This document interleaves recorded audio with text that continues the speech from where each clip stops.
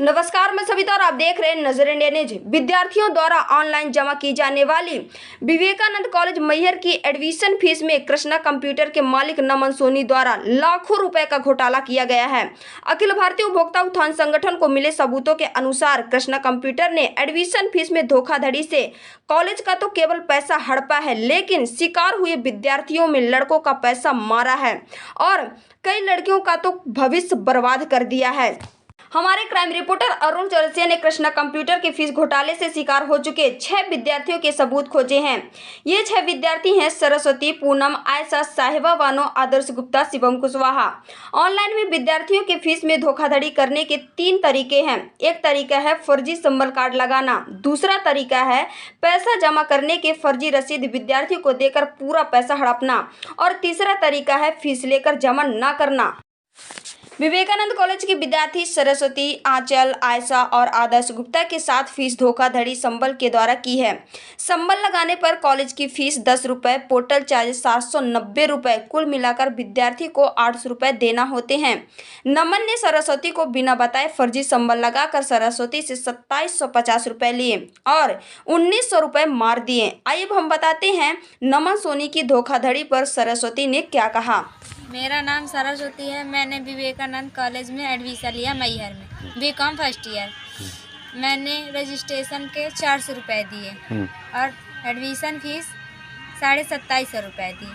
बाद में मुझे पता चला कि उन्होंने फर्जी संबल लगा दिया। कृष्णा कंप्यूटर के मालिक नमन सोनी ने मेरे से 1950 रुपये फीस में ज़्यादा लिया और रजिस्ट्रेशन में 100 रुपये।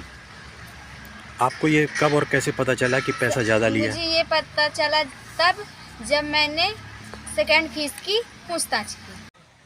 कृष्णा कंप्यूटर के मालिक नमन सोनी ने फिर आपकी फ़ीस का निपटारा किया या नहीं किया? नो सर, नहीं हुआ। मैं फ़ोन लगाती थी पहले तो वो उठाते ही नहीं थे। एक तो उठाए तो बोलते हैं मैं मिलता हूँ, आज नहीं कल, मिलते ही नहीं। वो मुझे परेशान करके रखे। सरस्वती, यदि आपकी फ़ीस का निपटारा कृष्णा कंप्यूटर के मालिक नमन सोनी ने नहीं किया तो फिर आप क्या करेंगी? मैं क्या कर सकती हूँ सर? अगर उन्होंने फीस का निपटारा नहीं किया तो मेरी पढ़ाई बंद हो जाएगी। पढ़ाई बंद क्यों हो जाएगी? सर, मैं पहली बार में मैंने कर्ज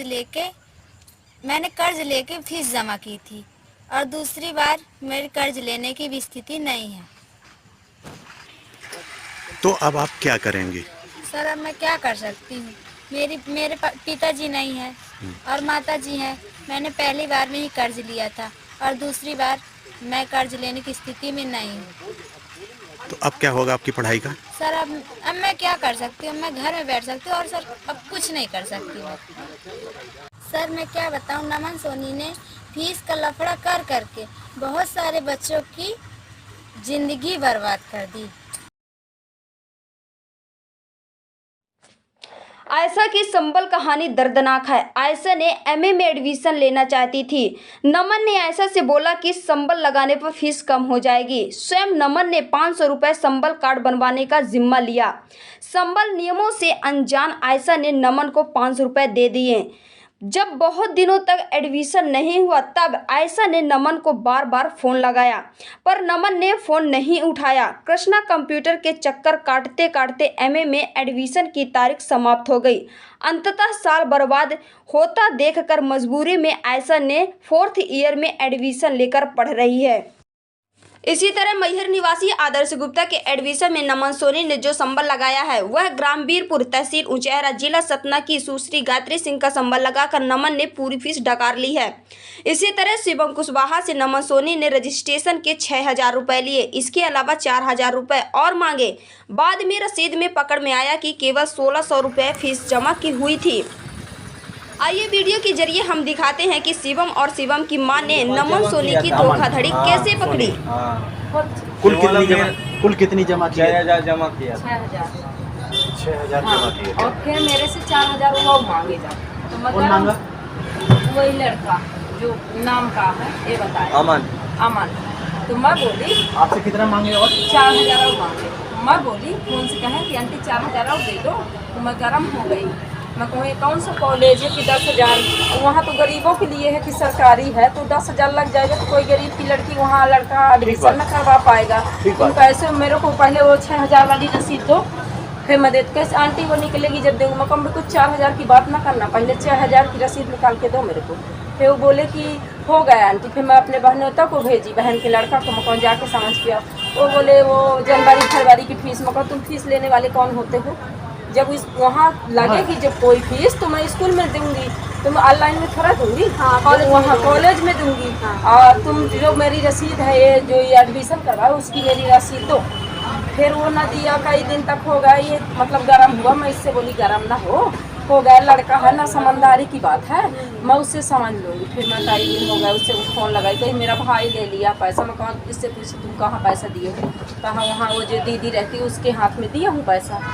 फिर उसी कॉलेज में रहती है एक लड़की कंप्यूटर चलाने वाली, मैं तो गई नहीं हूँ।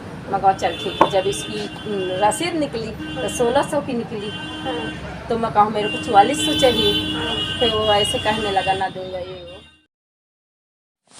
पूर्व में नमन सोनी अपने नाम की आईडी से ऑनलाइन व्यापार करता था। सूत्रों से ज्ञात हुआ है कि फ्रॉड सिद्ध होने के कारण नमन की स्वयं की आईडी मार्च 2024 में बंद हो गई थी। इसके बाद अप्रैल 24 में नमन अपने छोटे भाई पीयूष के नाम पर आईडी लेकर फीस घोटाला जारी किए हुए हैं।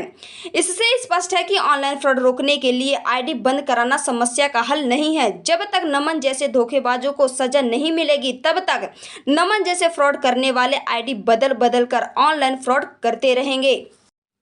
अखिल भारतीय उपभोक्ता उत्थान संगठन ने दावा किया है कि नमन सोनी के कृष्णा कंप्यूटर के नाम की बंद हो चुकी व्यक्तिगत आईडी और छोटे भाई पीयूष की आईडी से जितने एडमिशन हुए उनकी गहन जांच की जाए तो लाखों का घोटाला खुल सकता है।